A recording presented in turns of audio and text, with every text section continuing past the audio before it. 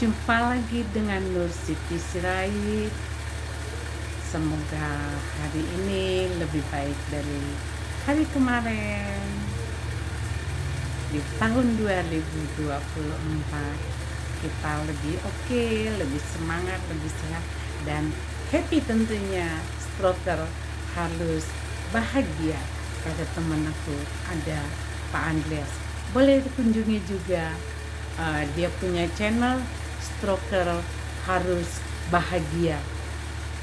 Teman kita stroker, ya. Dan ada sang pendekar stroke.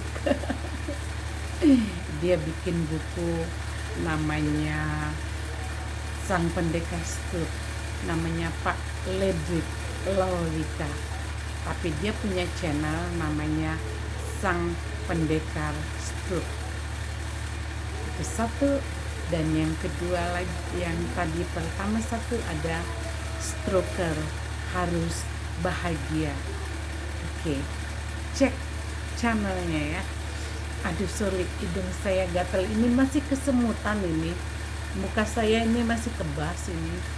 Dan mulut saya separuh ini masih, di lidah saya juga masih ini. Ini memang kalau kebas itu lama baru bisa hilang. Sebenarnya saya dikasih obat pregabalin ya buat menghilangkan kebas-kebas. Tapi kalau nggak terlalu perlu ya, buat apa kita minum ya terlalu banyak obat. Jadi saya tidak minta lagi pregabalin. Saya cuma minum atorvastatin untuk obat kolesterol, clorphidogrel pengencer darah, dan vitamin mecobalamin atau icobalamin, vitamin saraf. Kadang-kadang dikasih juga folic acid, tapi sekarang saya minum cuma 1 sehari aja vitaminnya. Oke, kita mau ngikutin terapi yang di YouTube channel saya. Biar kita lakukan bersama-sama ya. Sebentar, saya pilih dulu videonya. Dari antara video di YouTube channel saya itu banyak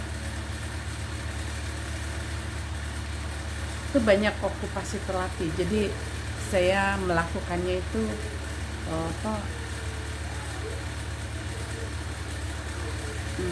saya pilih yang terakhir karena sesuai dengan kondisi saya kan, saya lakukan itu.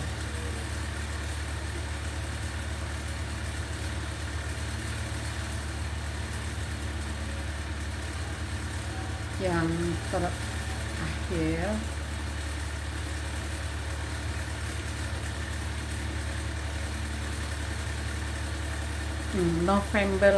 bulan November 2023 itu saya terakhir terapi di rumah sakit.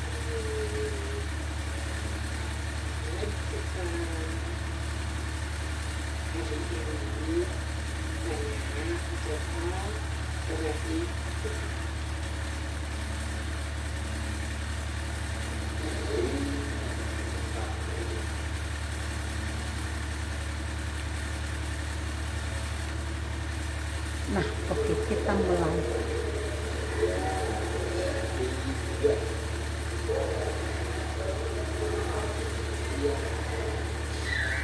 Sekarang saya udah bisa begini sendiri. Kemarin itu masih dibantu sama terlatih saya Pak Budi. Tapi kalau nggak bisa lurus, kita lurus 10 kali.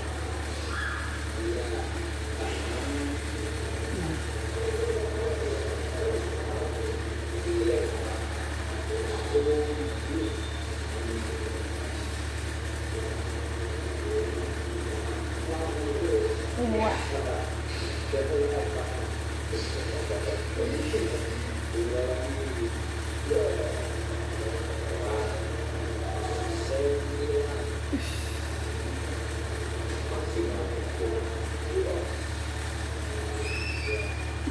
yang ke-10. Yang ke-10. Oh, yang ke-10 dia sudah lemah.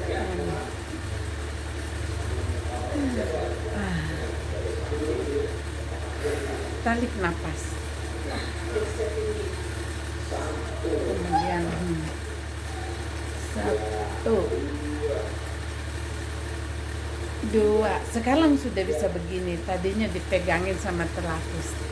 4, 5. Jari-jarinya dilebarin. Sekarang udah bisa. 6, 7, 8, 9, 10. Turun.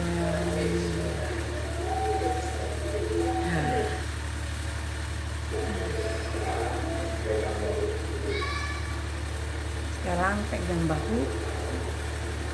Nah, ini saya masih berat.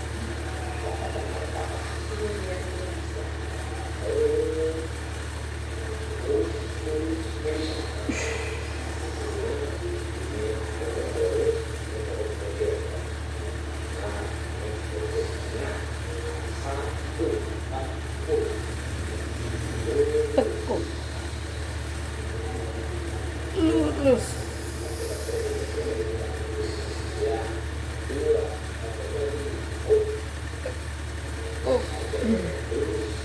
Lurus. Kita bantu biar bisa lurus karena belum bisa ya. Oke. Lurus.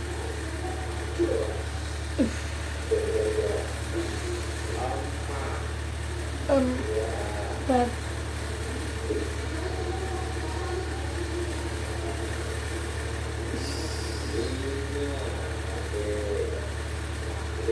6,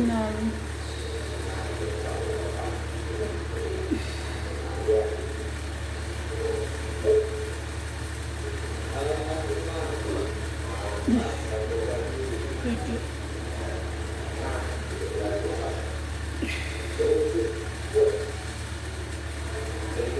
Ini banyak gini harus rapat ya seperti ini. Tapi belum bisa.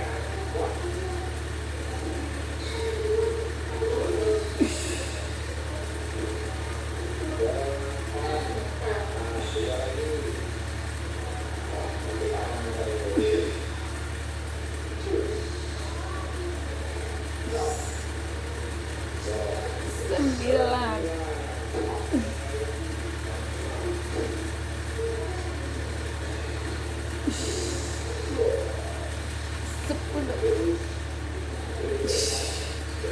10. Capek teman-teman. Segitu dulu. Semoga bermanfaat dan teman-teman bisa mengikutinya. Kita saling berbagi dengan teman-teman. Boleh like, share pada teman-teman dan juga kasih komentar ya, apa yang kita bisa berbagi. Kasih komentar, masukan buat saya. Dan terima kasih sudah support saya, dan terima kasih kita saling mendukung, saling menyemangati sama teman-teman ya. Ada yang bertanya, kemarin ya saya tidak bisa jawab satu persatu, jadi mungkin ada teman juga yang punya pertanyaan yang hampir sama atau menanyakan hampir sama. Kenapa tangan spastik katanya? Spastik itu apa sih? Pakai istilah bahasa Indonesia aja. Aku mungkin spastik itu maksudnya kaku kali ya, yang begini, kaku begini atau bagaimana? Saya juga kurang ngerti. Nah, yang saya lakukan, saya sebagai orang korban stroke juga. Jadi ini diajarin dulu tuh waktu tangan saya tidak, waktu baru awal-awal stroke itu kan saya kira tidak mungkin langsung kaku tangannya ya. Jadi dari awal-awal itu kan tangan saya tuh lemes seperti ini, lemes gini. Jadi begini ya. Jadi ini sampai turun ke bawah dan tangan saya itu lemes. Tapi tidak begini, tidak kaku. Nah, waktu itu supaya untuk menghindari ini ya yang aku lakukan ya. Jadi pengalaman saya. Nah, sebentar.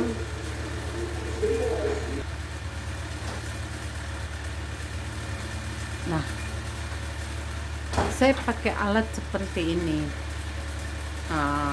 Waktu itu saya pakai alat ini supaya menghindari ini biar tidak bengkok begitu. Tapi pada dasarnya waktu awal-awal saya stroke itu tangan saya tidak bengkok begini, tidak kaku, tidak lemah gitu, lemah, nggak bisa gerak, tapi dia tidak mengerak. Nah, untuk waktu itu saya disarankan pakai ini sama terapis saya waktu baru-baru stroke ya. Jadi ini dipakaikan di sini, di situ sini seperti ini ya, boleh dilihat ya, seperti ini begini.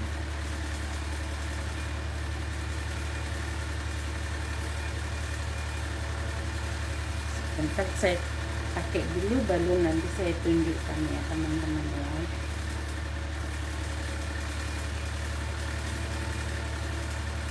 Dulu saya dipakein, saya nggak bisa pakai sendiri ya.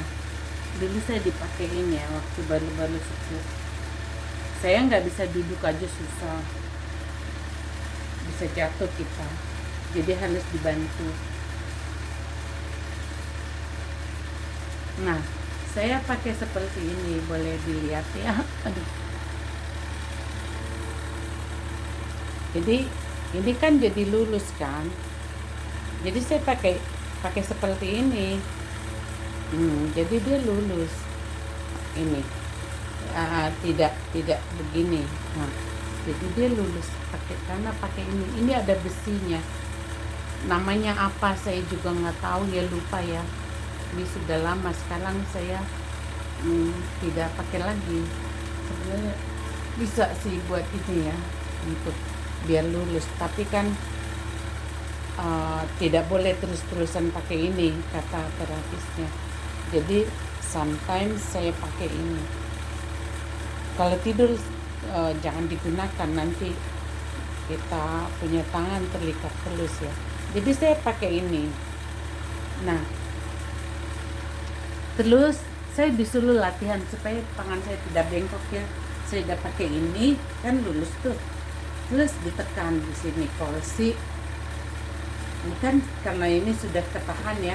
Kalau nggak ada seperti ini, sikunya kita pegang begini, kita tahan gini, baru kita tekan gitu ya. Tapi karena ada alat ini, saya bisa. Nah, di sini pasti sakit kalau yang baru-baru ya. Nah, ini untuk melatih ini supaya tangan kita tidak teklek gitu, buat melatih ininya biar persendiannya kuat. Seperti itulah katanya. Jadi ini aku tekan begini, hitung 1, 2, 3, 4, 5, 6, 7, 8, 9, 10 gitu. Kita capek, berhenti, kita kapan melakukan lagi seperti itu, seperti ini ya. Ya, saya hanya bisa bantu seperti itu. Untuk selanjutnya lebih baik konsultasi dengan terapisnya atau dokter rehab mediknya ya kalau ada ya. Jadi di keluhannya diungkapkan ke dokternya, jadi dokternya bisa kasih saran atau terapisnya bisa kasih kita saran. Kita tanya ini saya harus bagaimana, tanya aja gitu. Saya juga itu, saya paling bawel ya, pasien paling bawel, banyak bertanya karena kita kan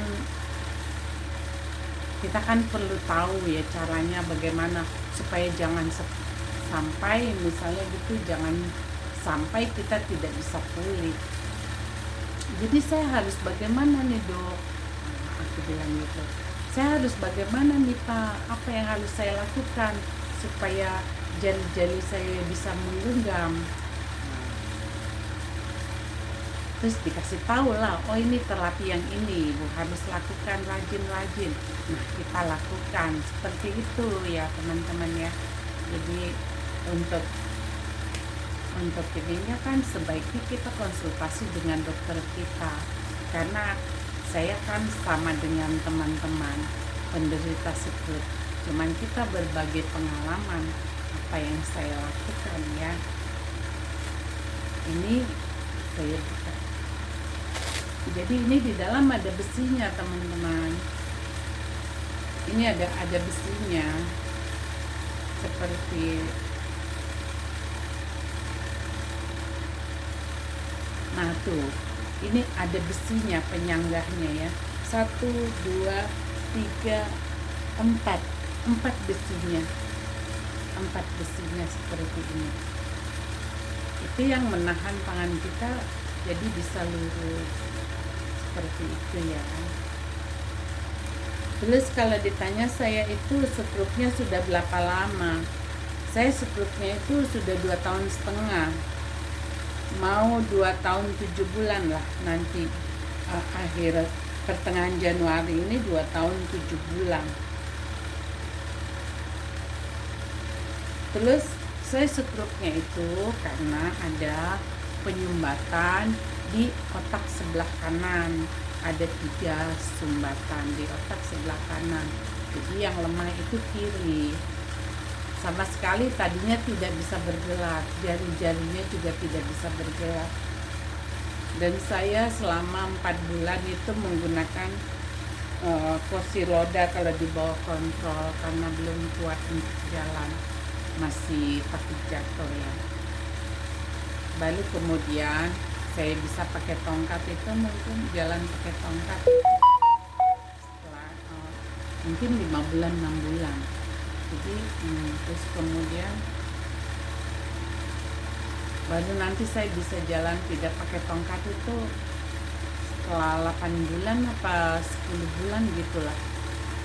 Tidak pakai tongkat tapi masih itu, cuman kata terapisnya boleh belajar lah, tidak usah pakai tongkat. Ternyata bisa, tapi latihan di rumah dulu sih saya. Nah baru setelah itu baru jalan gitu. Kalau sekarang ya puji Tuhan saya sudah bisa kemana-mana sendiri, cuman jangan bawa beban berat-berat ya. Saya cuman bawa ini aja, handphone, kadang bawa tripod karena saya mau, kalau saya mau bikin konten ya, air minum, saya suka bawa minum. Terus kartu rumah sakit, KTP, identitas itu saya tidak lupa harus bawa. Takutnya kita di jalan kenapa-napa ya, jadi kalau misalnya kenapa-napa orang temukan kita bisa langsung dibawa ke rumah sakit dengan kartu kita. Kartu askes saya bawa, kartu identitas rumah sakit saya bawa, KTP saya print out karena kita DKI kan sudah pakai digital tuh. Saya bikin fotokopinya, dipoto dulu KTP-nya, kemudian dicetak di tukang fotokopi, baru dilaminating, saya bikin di tas saya ya, seperti itu. Saya selalu bawa itu ke berjaga-jaga, dan obat selalu saya bawa. Saya bawa obat, padahal sih kan kita jalannya itu kalau pergi siang-siang pasti sore udah pulang. Tapi buat itu aja lah ya, memang dasar orang stroke ya, kekhawatiran itu banyak. Kalau orang stroke itu mungkin memang seperti itu ya. Udah enjoy aja, jalanin aja apa adanya kita lah gitu kan. Nggak usah terlalu harus bagaimana begini begitu, omongan orang tidak usah didengar. Yang kita dengar itu omongan dokter, omongan dokter lepak medis, dokter saraf, dokter kita, dokter umum, kayak omongan terapis kita dengar. Kadang-kadang orang luar kan ngomong enak-enak aja, padahal bagi kita kan sesuatu yang tidak bagus ya.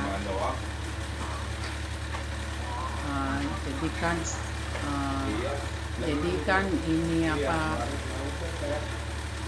jadi kita konsentrasi pada diri kita sendiri. Kadang juga kita agak masih sensitif ya. Aku juga tidak terlalu banyak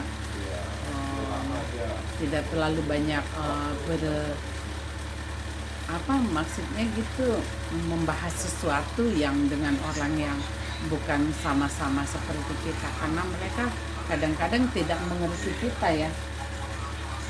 Kadang-kadang mereka juga tidak mengerti kita, kondisi kita yang tahu. Jadi kita jaga kita aja. Kalau udah ngobrol dengan orang yang tidak menyenangkan aku, aku izinlah pergi gitu. Jadi kan aku enggak ini.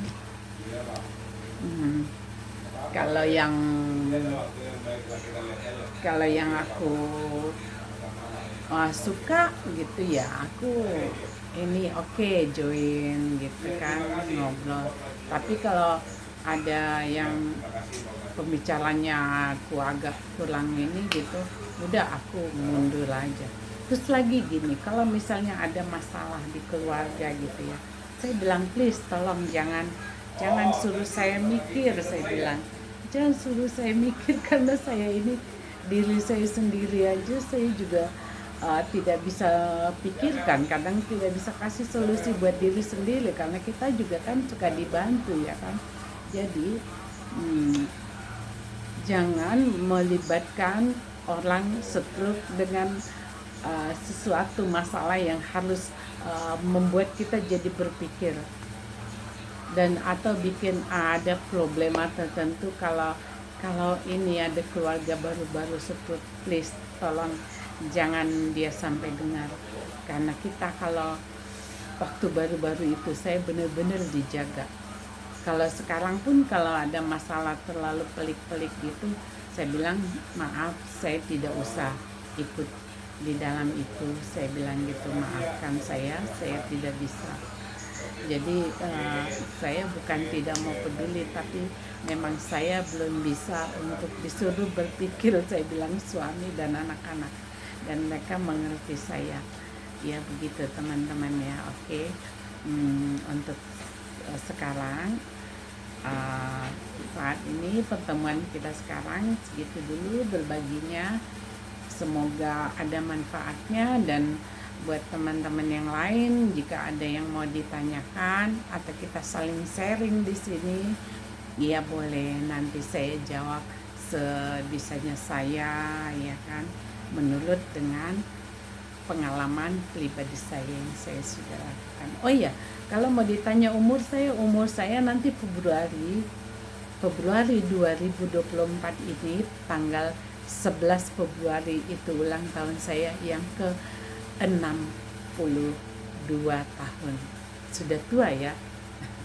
Kalau orang bilang itu sudah manula, tapi ya tidak apa-apa. Jangan pernah merasa tua seperti itu, ya kan? Dan kita ada masalah kesehatan seperti ini, itu juga jangan dipikirkan. Jalanin aja prosesnya, ikuti prosesnya, jalankan prosesnya, dan berdoa, terima apa adanya kita sekarang. Tadinya lincah, terus kita agak kurang lincah, tidak masalah ya teman-teman. Apalagi yang cewek-cewek ya bersabar, apalagi yang masih muda-muda. Kita yang tua pun tetap merasa seperti saya ini. Udahlah, tidak apa-apa, yang penting kita sudah lakukan semua saran dokter, pasti kita bisa pulih kok. Banyak teman-teman yang sudah pulih ya.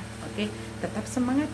2024 itu lebih baik dari tahun-tahun sebelumnya. Dari tahun 2023 saya sekalian belajar bikin tanah ya. 2024 harus lebih baik dari 2023. Oke, setuju ya teman-teman? Oke, sampai jumpa di next video. Like, share, dan kasih komentar yang baik buat perkembangan ini channel kita, untuk tempat kita berbagi rasa, berbagi pengalaman, dan berbagi terapi. Oke, terima kasih.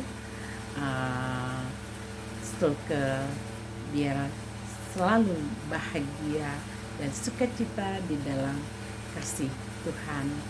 Oke, see you and bye-bye. Sampai jumpa. Oke.